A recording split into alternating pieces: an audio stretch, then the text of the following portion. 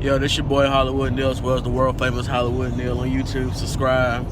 What I want to talk to you all about today is basically looking at the new structure of music. What should either a label do for the artists now? What type of contract should they give?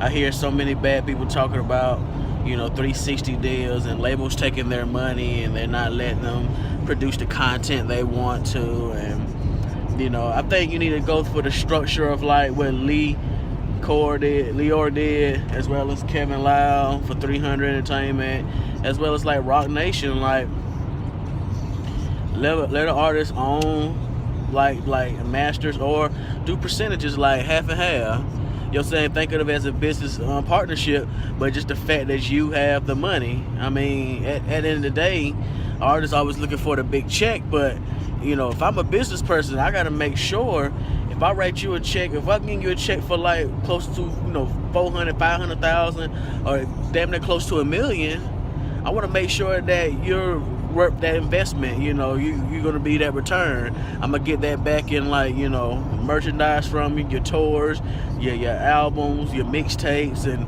anything that you do that's gonna be related to like the label. Now, we give you an imprint label through distribution through us, so it's like we have to have say so. So my thing, what I think labels should do now is give an artist one album, 3 EP deal.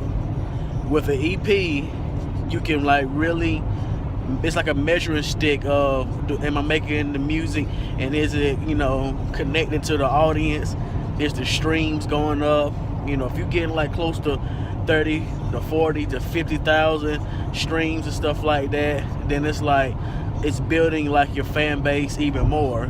You got to have a huge online presence and everything. And then at that point, after the first album, it's like a renegotiation clause in there. Like we can renegotiate your contract. If like 2 out of your 3 EPs does good, and then your debut album does excellent, and then we can go to the table. And then for the artist, they'll have more leverage. Like, hey, I sold such and such on my EPs as well as my debut album. This is what I want, like a 2 album deal, 3 album deal, upfront money, however. And you can negotiate then.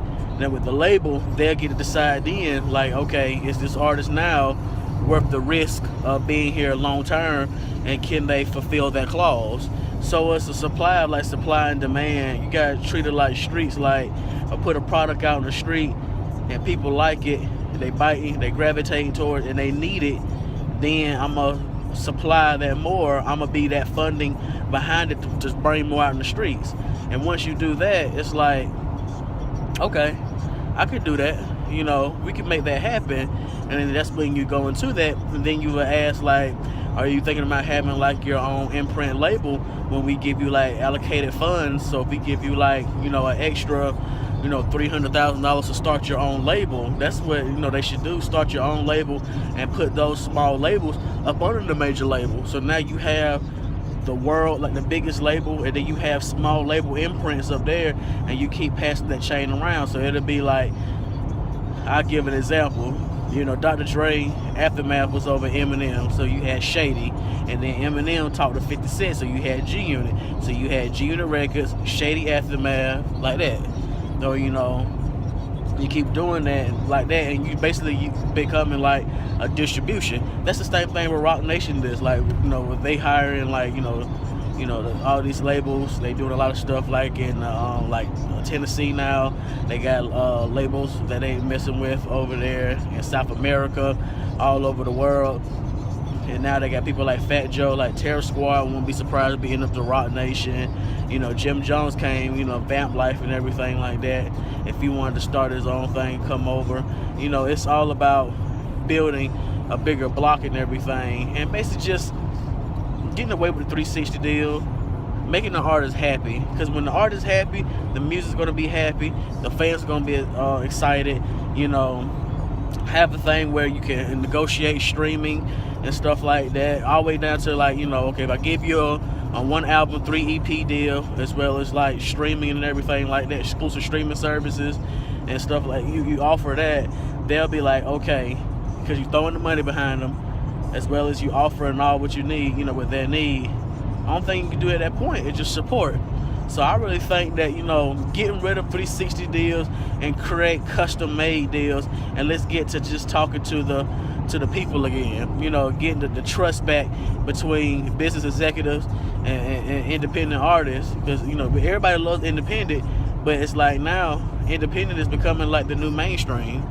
So, and in the day, for big businesses want to like make it in the market, you're gonna have to tailor make your deals instead of just giving traditional, money out what you think that the artist's worth and all that. So if they feel that they're more somewhere else, or just doing it on their own and creating stuff like that, it's doing it. And then you got the beauty of the internet; they can teach you how to run your own operation. You got so many sites and stuff, and that's blogs that boost artists up. It's like, why do we need you? So you gotta tailor make it, and once you do that, you have the artist, and everything should be smooth.